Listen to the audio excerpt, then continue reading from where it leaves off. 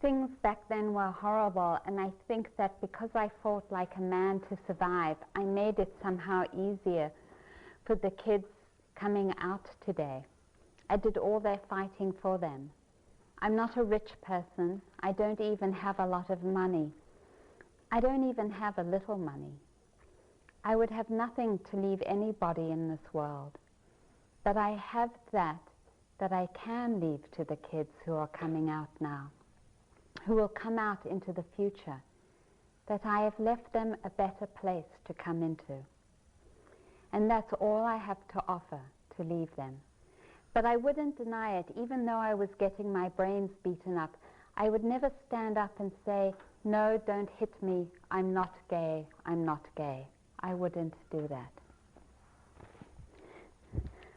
I wanted to dedicate this talk to all those very brave lesbians, gay men, bisexual, gendered people who've lived before us, who stood up and never said they were not what they were,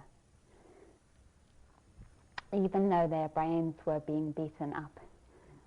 I dedicate my practice this evening to their courage and to their strength of vision and to the gifts they've given us.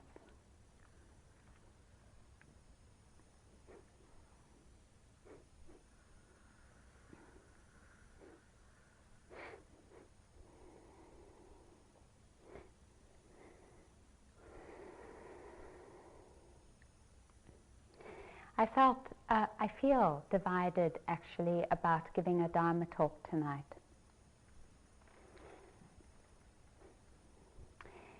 Because from speaking with you, some of you today, it feels like that we're a community that's come together where there's a lot of difficulties being faced. And sometimes it's easier to face those when we actually speak in a circle what's going on to us and just hear each other.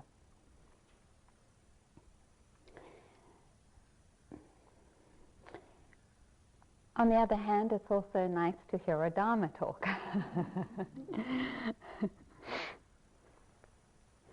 And so I just wanted to acknowledge that sharing sometimes really helps, and that there's going to be groups tomorrow, and that I really hope that the groups are places where we can share really openly what's happening to us. Would you like a sharing circle now? No? Okay.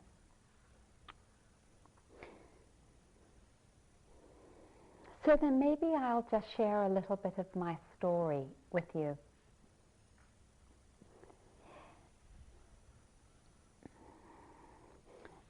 I want to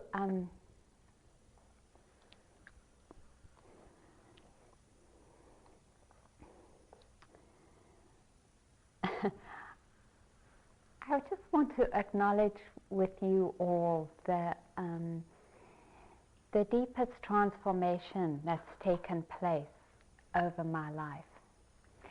Because I was an unhappy kid, and then I became an extremely unhappy teenager. And I won't go into all the stories why, because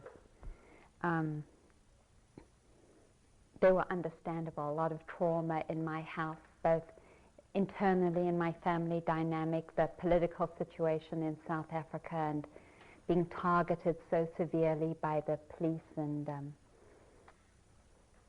my parents being in prison. I had polio very badly and I nearly died. I mean, a lot of things happened when I was young. And I didn't know how to live with all the pain that I was experiencing. I didn't know how to live with all my confusion about it. I didn't understand it, and I internalized it and felt that what I was experiencing in some way or another was because I was a failure, because there was something wrong with me. And it culminated, I'd been in a mental hospital for 6 months. And it culminated in being in a halfway house after hospital and being very attracted to this woman. I hadn't come out yet. So I didn't understand of course I felt my attraction, but I didn't understand it, you know. There was this beautiful woman in this house, or I thought at the time.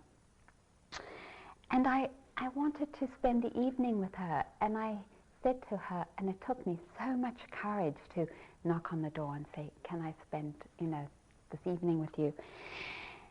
And she said no, and sort of get out of my space and close the door. And I was so hurt. I was so rejected. It felt like in that one action, all the pain and all the difficulty that I had carried in my life up till that point got touched by that rejection. And I felt to myself, I don't want to live anymore. I just don't want to live. It's just too hard. So I've been saving up. They'd given me in hospital all these, just like in Mellarol and Valium and Triptazole. I had like 4 or 5 of these very, very heavy-duty drugs I was taking. And I'd stopped taking them, but they had kept on giving it to me, and I just had stashed it. And I decided that I wanted to kill myself. So I started taking these pills, drinking it and taking. And then there was this voice that said to me, I don't want to die. And it was like very clear. And I said, kind of like, well, what do you mean? I do want to die. And I was like, no. And then there was a sort of image of some of the people that I had felt traumatized in a relationship with that sort of came in my mind. And I realized in that moment, I wanted to kill them. I didn't want to kill myself. It was very liberating.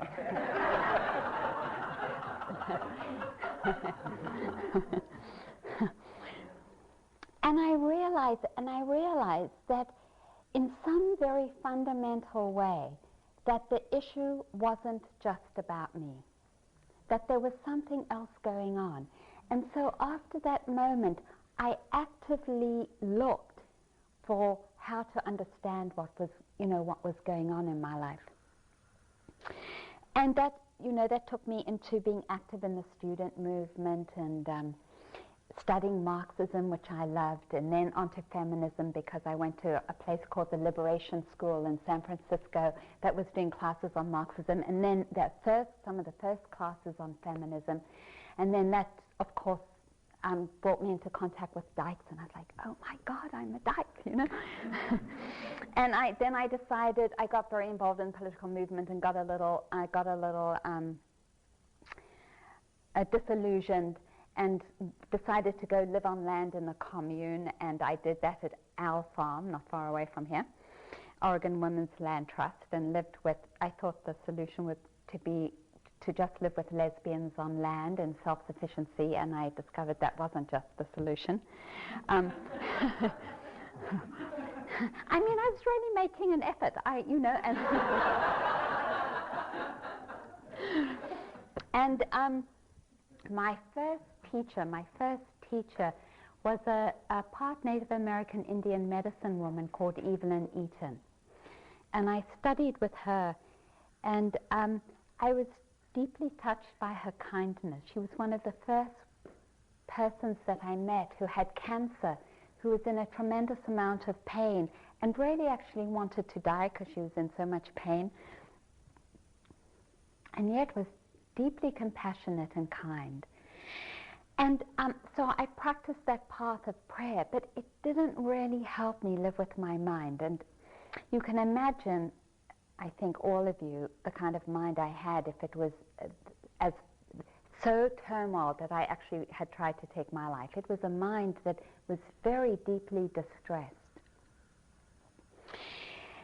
And then I had a friend who had also been in mental hospital, and that was our bond, and she said to me, I think you should go on a meditation retreat. And I was like, no way, Jose. There is no way I'm going on a meditation retreat. And she said, I'll pay for you. And I thought, if she's going to pay for me, I should go. And I went, and I hated it. And at the same time, there was something that resonated, so that even though it was incredibly difficult and I hated it, I went back, and then I went back again.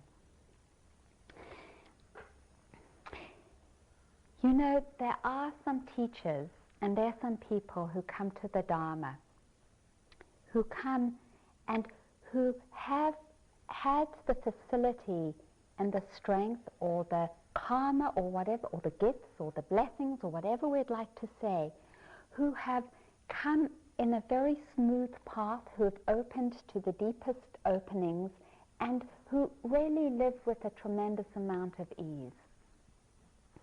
That hasn't been my path. It hasn't been my path.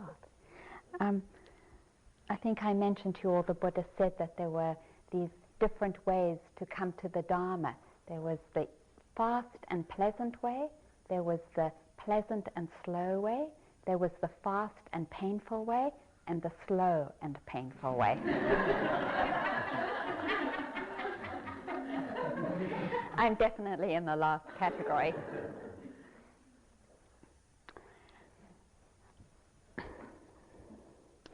The transformation that this practice has given me has not been a transformation so much about my particular personality.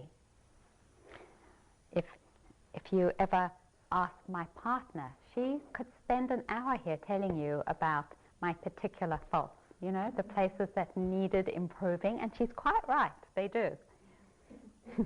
That's a wonderful thing about being in an intimate relationship. Your partners aren't at all scared about telling you what they think about you.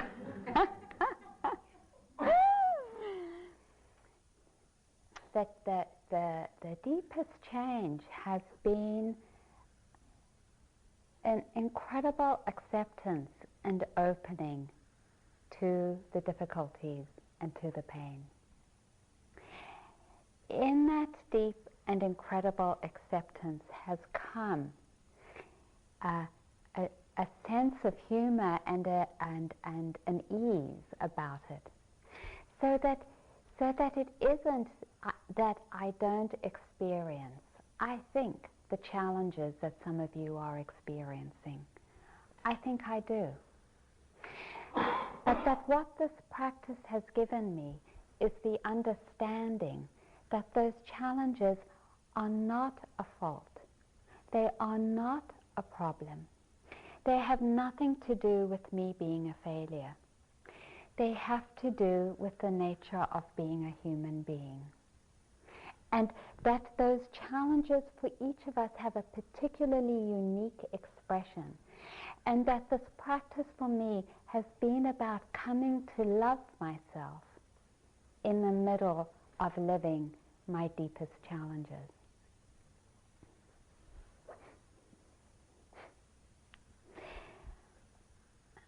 I have the deepest and unlimited appreciation for this practice because of the gifts and the healing that it has brought me. The things that Eric and I have said to you are the very things that over and over and over again for 20 years I have been practicing with. And that is just what it has taken. It has taken this incredible determination, because I know, and I know you know, what it feels like to be at the very deepest part of despair, to be in the very deepest part of our pain, so much so that sometimes we feel crazy with it. I know that. And I also know that there has come about inside of me a place that holds it, so that the sense of unity of life's purpose, of heart, of love, never gets displaced. And that has come about not magically. It has not come about magically. It has not come about because my teacher in some beautiful instant transferred the Dharma to me and suddenly there was this big change. It has happened through 20 years of being with myself and over again calling to my best part of myself or my vision, saying, there has to be a way to hold it. I've heard teachers say that there is a way. How can I find that way? Where is it in my heart and soul? Where is it? And I've called over and over again, though I haven't believed in a god or a goddess or divinity or any of those things, I have called for help and I've said, I need it, I need it. And I've responded to my own call.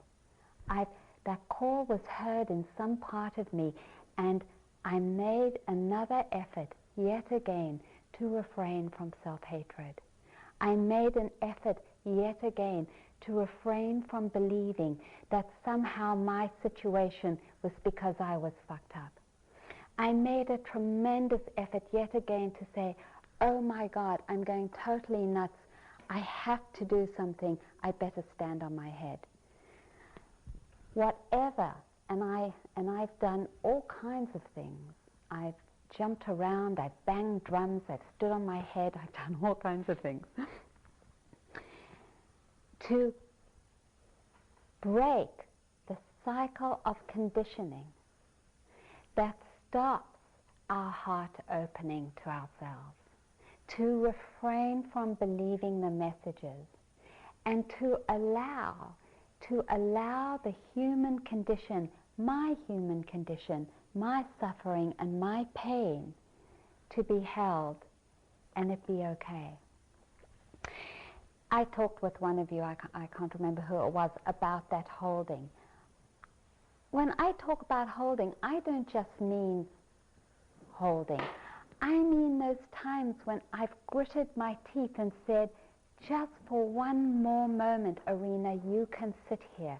Just for one more moment and just be with what's happening without changing it. And then I'll go to my feet and my knees. And then just one more moment. And just one more moment, I can have the patience to hold this without changing it. And each of those moments over the years have built a faith. Not that's made the actual direct experience easier, but has built a faith that knows that when those experiences come up, it's okay. It's okay. There's no reaction to it. And that feels like the most profound healing, is that I can open and feel the pain that I still feel and there not be any reaction to it. That there not be any interpretation like, oh, I can't believe you're sitting up here and calling yourself a teacher. I don't call myself a teacher, but sitting in this role of being a teacher and having all these experiences. You know, what kind of flake are you? I've actually had those thoughts, actually.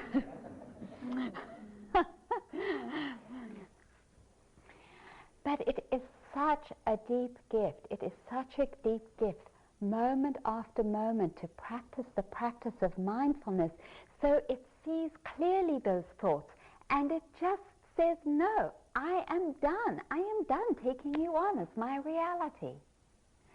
It is such a deep gift to have the practice of mindfulness that more and more clearly discerns the thoughts and notions which keep us imprisoned and locked in suffering, and the thoughts and notions that actually support us living in a relationship of, I can say, peace with my suffering. I don't know if I'm going to live to 80 years or not, and I don't know if the nature of my suffering will change, but the pain, but I do know from the past 20 years up to now that I can say, how that's held, I know, will deepen more and more into love and compassion. And what I do know is that my experience is about all of our experiences, that each one of us here has times and places where we are in the deepest suffering, where it is very difficult. And if it isn't emotional suffering, it's the difficulty of physical situations. And if it isn't the difficulty of our bodies and bad health or difficulties in our physical situation, then it's the deep pain of what's happening with our partners or of death. I mean, it's what Eric was talking about yesterday. There have been many reasons for us to grieve. It's the human condition. It is the human condition. It is an impersonal process. The difficulties and the suffering we experience are difficulties we all experience. It's not unique. It is not unique. It's shared. And it is because it's shared we can come together and say, I know how you're feeling.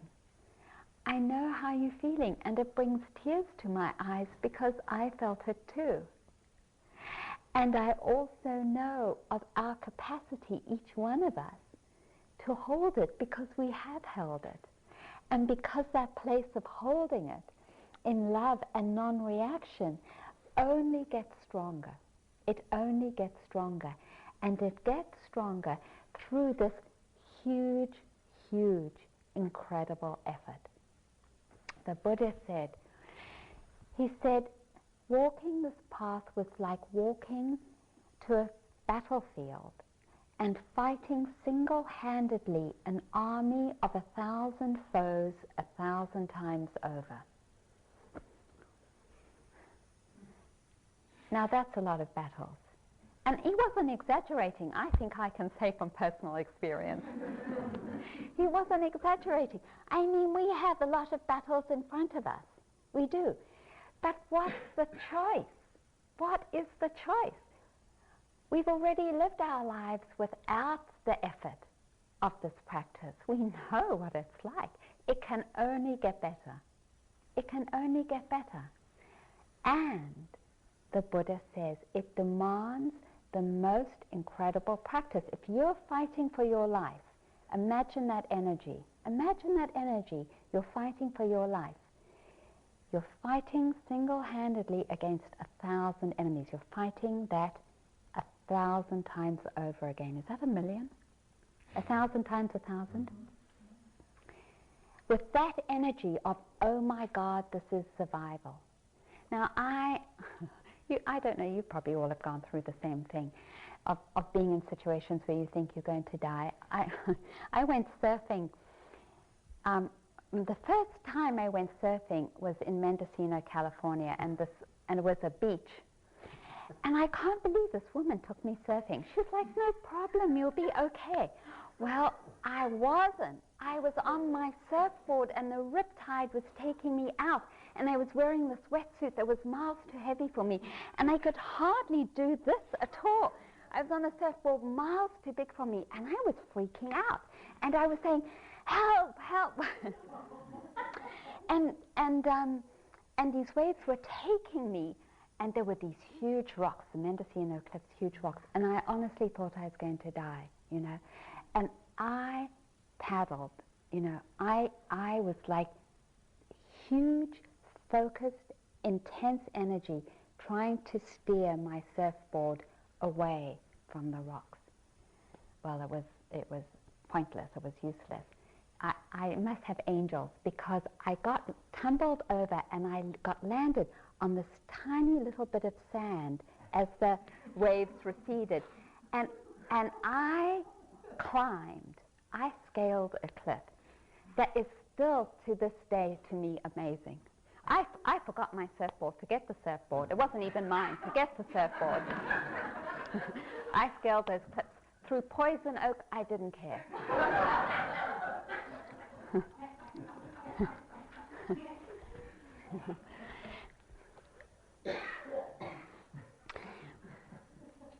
And the Buddha said, that's the kind of effort. That's the kind of effort that's needed. And that when we apply that wholehearted effort over and over again to refraining from believing negative messages and notions about ourselves, to come back over and over again into a loving kindness thought about ourselves, or to be mindful, or to be soft or gentle, when we can do that, he says, there is no doubt that we will succeed in living with ourselves with peace and love and equanimity, without being tormented by who we are and how we are.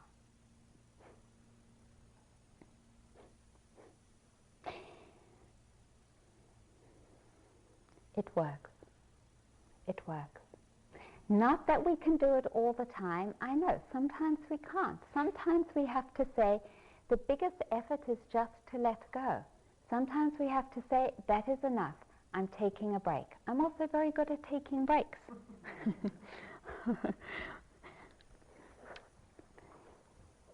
I think, did I say to you that when I go on retreat, when I actually go on retreat, I have a little suitcase that has a pile of murder mysteries, chocolate, and tuna fish. What about your watercolors? My watercolors, also watercolors, that's right. Sometimes it's good to take a break too. But the breaks are temporary vacations from the work that we know, that each one of us knows really that we have to do, because there's no other way. There's no other way. And we've tried it already. We've tried other ways already. There's no other way apart from that very determined effort over and over again to come back to ourselves with mindfulness. Mindfulness and loving kindness are the key qualities for this deep transformation. It actually does affect your character a little bit. I am nicer than I used to be. I wasn't that nice. I am a lot sweeter as a person. I mean, I can be nasty sometimes, but not nearly so badly and not so much as I used to be.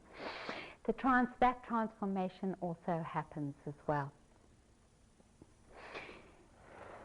Actually, when the Buddha gave the Eightfold Path, is there anyone here who doesn't know the Eightfold Path? Yeah.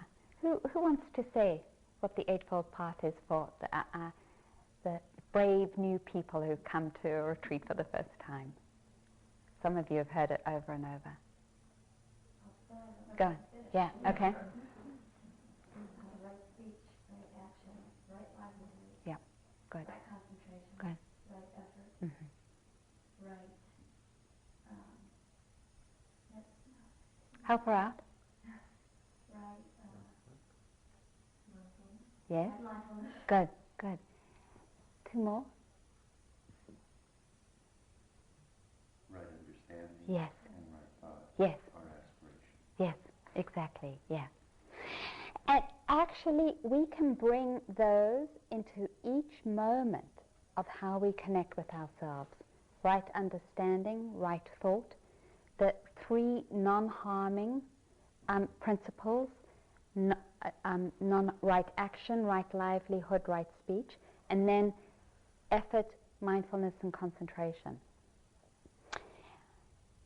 Right understanding is starting to see the difference between the habitual notions we carry about ourselves and wisdom.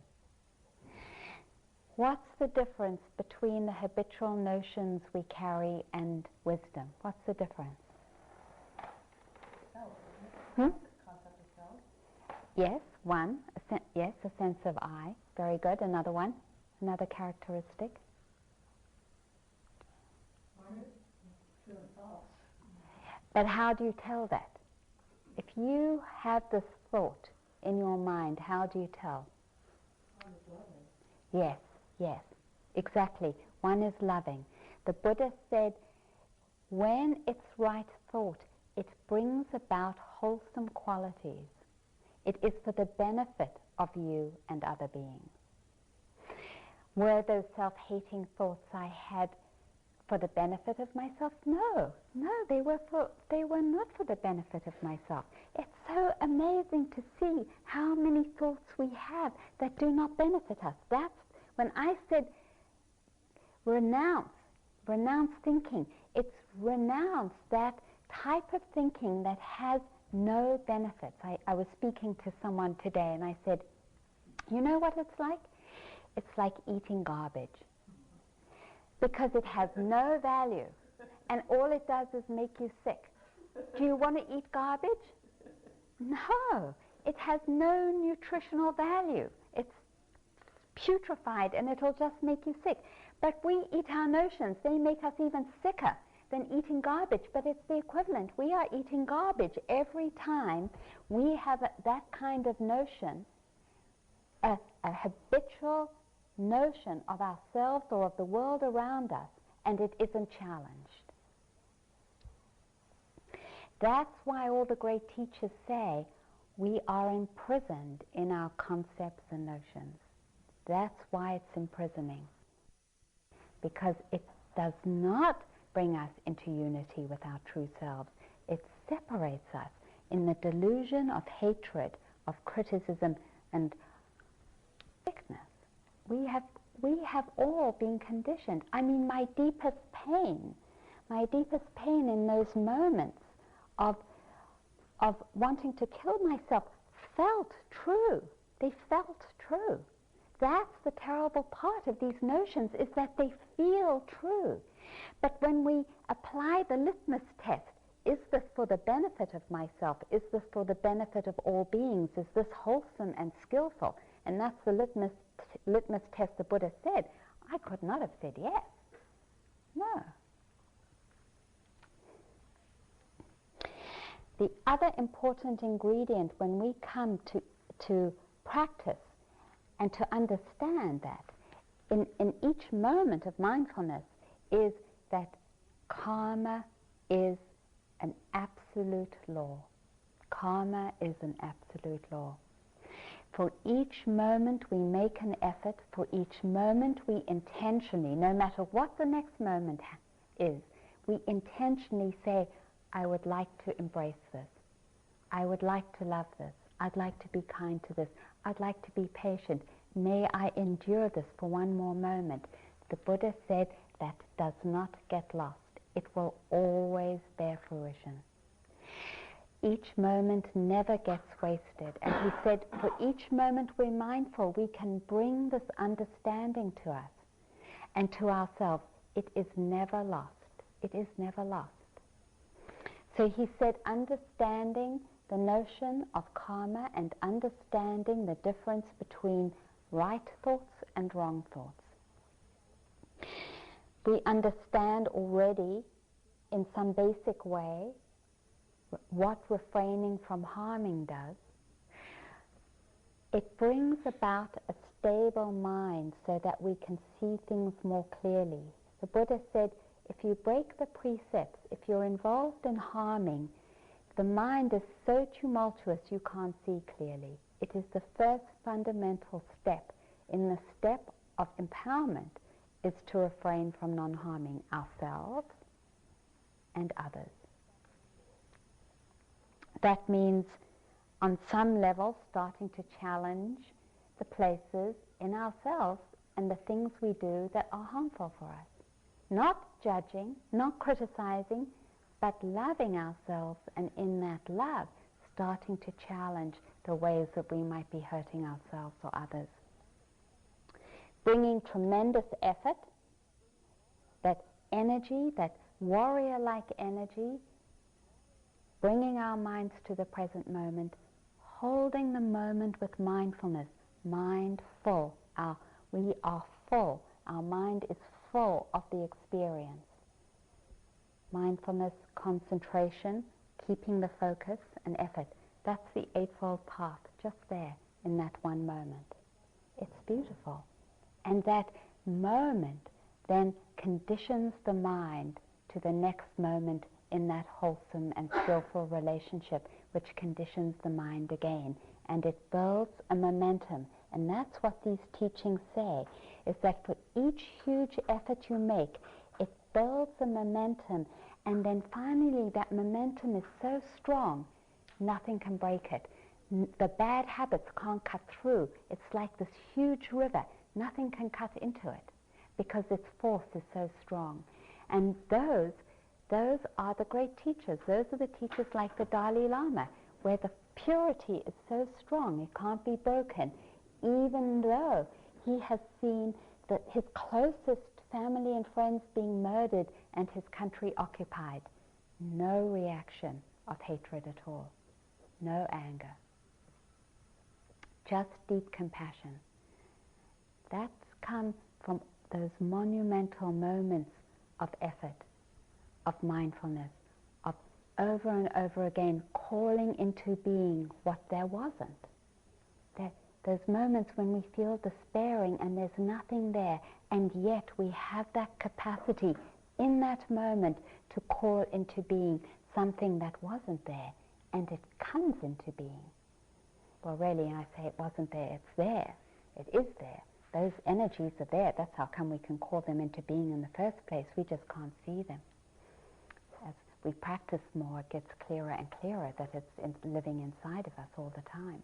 That's the awakened state, when we can feel it all the time, that deep connection and expression of those qualities.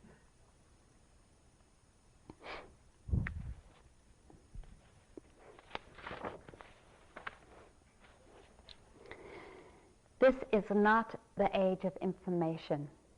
This is not the age of information. Forget the news and the radio and the blurred screen.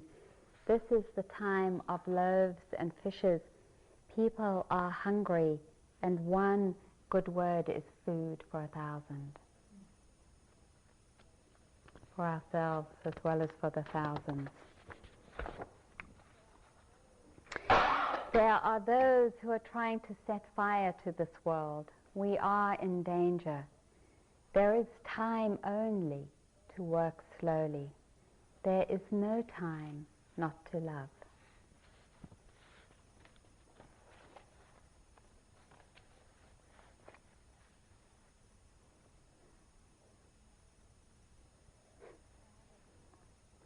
The saddest part of our stories is that we actually are deeply, deeply beautiful, that we actually, each one of us, are unique, splendid, magnificent beings. Do you remember that saying of Nelson Mandela? You are nothing but magnificent. You are nothing but beautiful. This path is a path of actually discovering what is true about ourselves.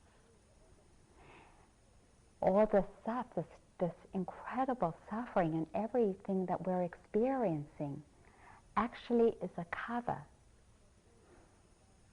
for the deeper sense of beauty and magnificence that we really are. May each one of us here have the determination to discover for ourselves our magnificence. Thank you for your listening.